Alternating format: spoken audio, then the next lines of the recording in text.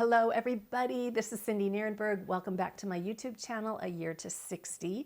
I want to share a lesson that I learned with you this week.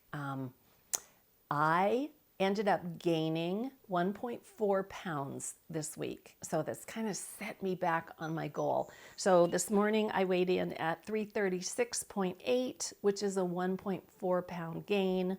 And that takes my total loss to 11.2 pounds, which I'm proud of. I'm still proud of that, but I was getting closer. I wanted to get to that 13 mark, and I didn't make it. But that's okay. That's neither here nor there.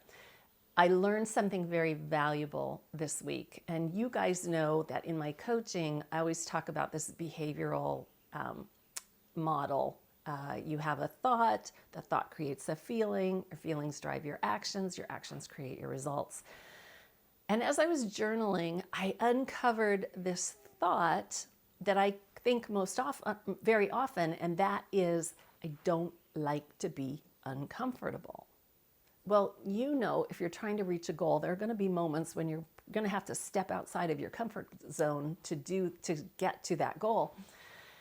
And it really was driven home this week when my husband and I went to the movie theater, and we went to go see the new Top Gun movie, which was awesome. And anyway, I walked in this movie theater and smelled the popcorn, which is one of my favorite things. And I told Walter, I'm like, I want popcorn. And not only did I have popcorn, I had Milk Duds too. So I am sitting in this movie theater, happy as a clam, munching away on the popcorn and the Milk Duds. I wanted the popcorn because I was smelling the popcorn, and it would have been uncomfortable to not eat popcorn while everybody around me is eating popcorn, or so I thought.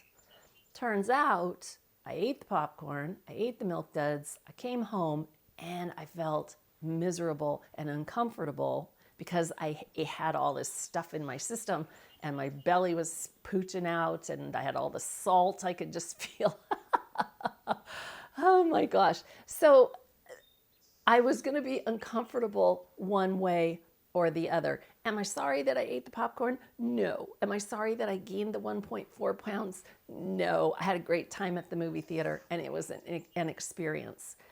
But understanding that I have this thought in my brain that I don't want to be uncomfortable has been really helpful for me, because when I do get uncomfortable, I now have a choice. Do I continue on and just deal with the discomfort for a little bit, or do I give in and get rid of the discomfort? And that has been my pattern my whole life. Like, I'm trying to diet, trying to watch what I eat, but I really want that piece of cake. So then I give in and I eat it, and I don't have to deal with that urge anymore. Well, then that keeps me from a bigger goal that I want to get to. So today I came up with the thought of, just because it's uncomfortable doesn't mean I have to quit. And I love it so much because I was doing some exercise this morning, and I was doing some arm exercises with some bands, and I still have a lot of trouble with this left shoulder of mine that I hurt almost a year ago. And I got to about 15 reps with this band, and I was starting to get uncomfortable, and I wanted to quit. And I said to myself, just because it's uncomfortable doesn't mean I need to quit. And so I continued on and did 5 more reps so that I got 20 reps in. And I felt really good about that. So that's my lesson for this week. Identify if maybe discomfort is an emotion that you've been kind of tiptoeing around, that you don't want to feel, that you don't want to meet head on, and see what happens when you think something different, like, just because it's uncomfortable doesn't mean I have to quit. All right. Thanks for listening.